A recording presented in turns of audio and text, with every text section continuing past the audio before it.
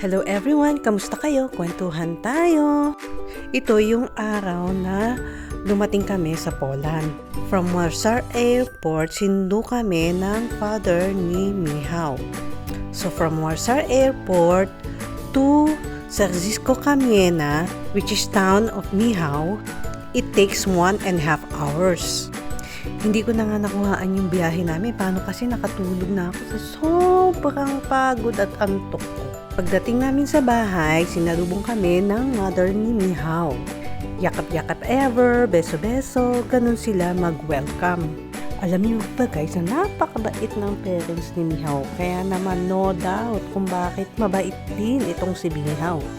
Kaya naman bagay na bagay kami kasi isang maldita at isang mabait.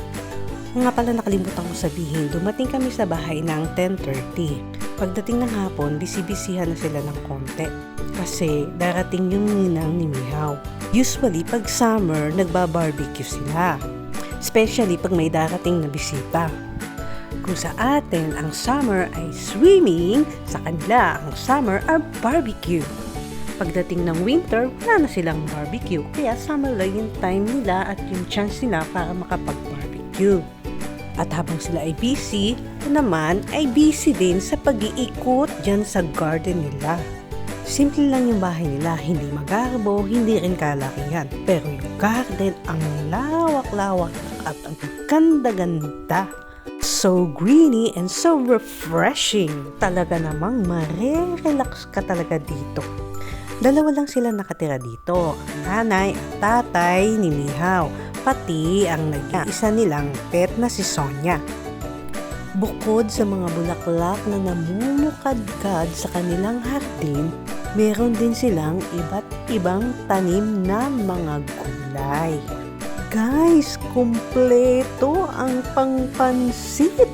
Yun nga lang, kulang pang pinakpit. Meron silang bawang, sibuyas, kamatis, marami pang iba. Talaga namang mapapakanta ka ng bahay kubo. At hindi lang yun, marami din silang prutas katulad ng blackberries, raspberries, at kung ano-ano pang berries.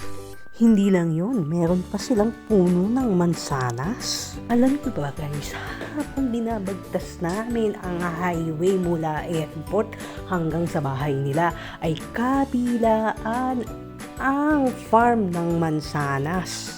Hindi lang yan, at kung saan sila tumutubo na parang alateris. Ang tawag daw doon ay wild apple. Napaisip ako hindi kaya yun yung kinain ni Eva at Adan? Anyway, mahaba-haba na rin tong kwento ko at dapat hapon na yan, parating na rin yung ninang Michał. Paisa-isa na rin nilang nilalabas ang pagkain. Alam niyo ba na ang dami palang flavor ng vodka? All my life, isang vodka lang ang alam ko, yung kulay puti. Yung pala, dami-daming vodka. May peanut vodka, may cherry vodka, may pineapple, banana, name it, lahat. Meron silang flavor. Tanghaling tapat during lunch, tinagayan na agad ako ng vodka.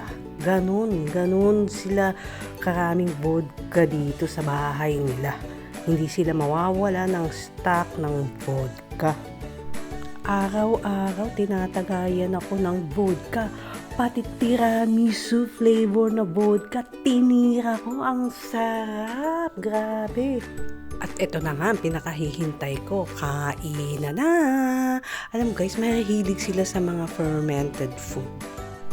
Like yan, cheese, pickles, meron pa mushroom pickles pero hindi ko siya type. Ang asim, maasim pa sa kilikili ng kumare mo. So hanggang dito na lang guys. Sana nag-enjoy kayo sa kwento ko. Sa susunod, usapang pagkain naman tayo. Bye-bye! See you in the next one. Don't forget to subscribe, like, and share. Bye!